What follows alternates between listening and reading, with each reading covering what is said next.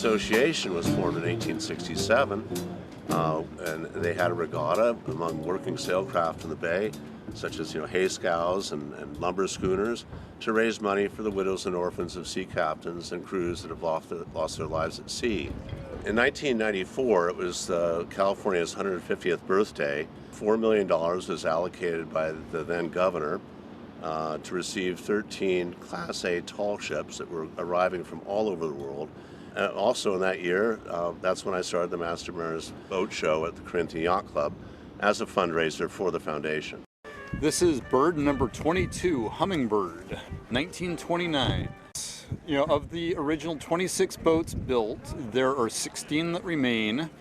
Of those 16, I would say 13 of them could be sailed right now. One will hopefully sail later this year, and the last two need some pretty serious work.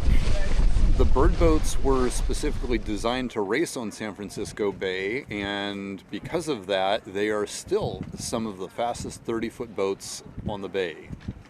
Over 100 years after they were designed and the first one was built.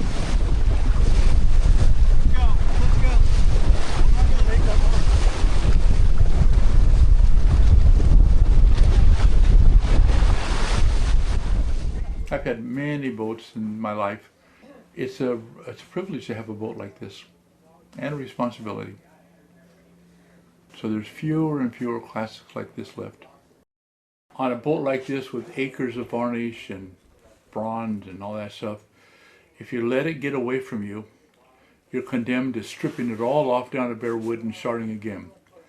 So if you keep up with it, you can build up layer and layer and layer of varnish on what's called the bright work, the mahogany and the teak outside, until it looks like glass. If I don't varnish every 6 months religiously, it's gone, and then it's a massive task. The Frida was such a special vessel that I saw when I was a teenager. I was immediately enamored while I was still only 18 or something like that. And so when Frida started to show serious disintegration, practically in some areas, and in some areas just rot, we knew that we had to try. We had to try to save the vessel. And I went to my board of directors at Arquez School, and the board of directors agreed that we should try, if possible, to work with the new owners of the vessel.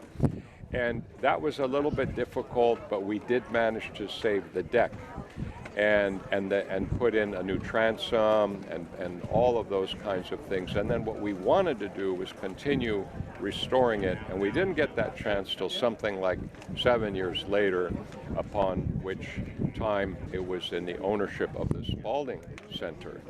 And at that time, when the Master Mariners were there, very active at the Spalding Center, we had a wonderful collaboration. So for the following few years, we were able to restore it.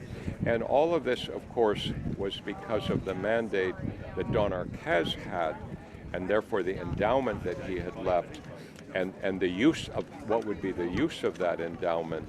And at the top of the list would be to repair or restore or replicate, even if necessary, any historical boats of great importance on San Francisco Bay.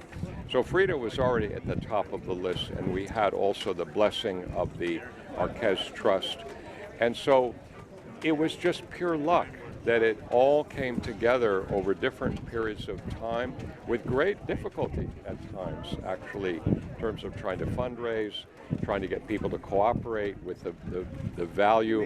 When you look at Frida now in the Spalding Center, it's sort of the center of their identity.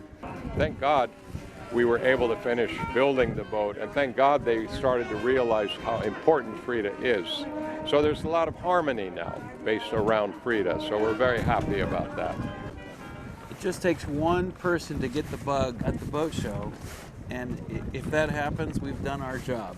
And this is our one venue and our one opportunity of the year where the public can come down, see these boats, see the reason that we put all this effort into this Otherwise, it doesn't make a lot of sense owning a wooden boat a lot of times.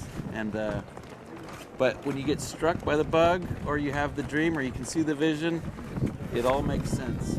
And so this is the one chance that the public can come down and see that. So.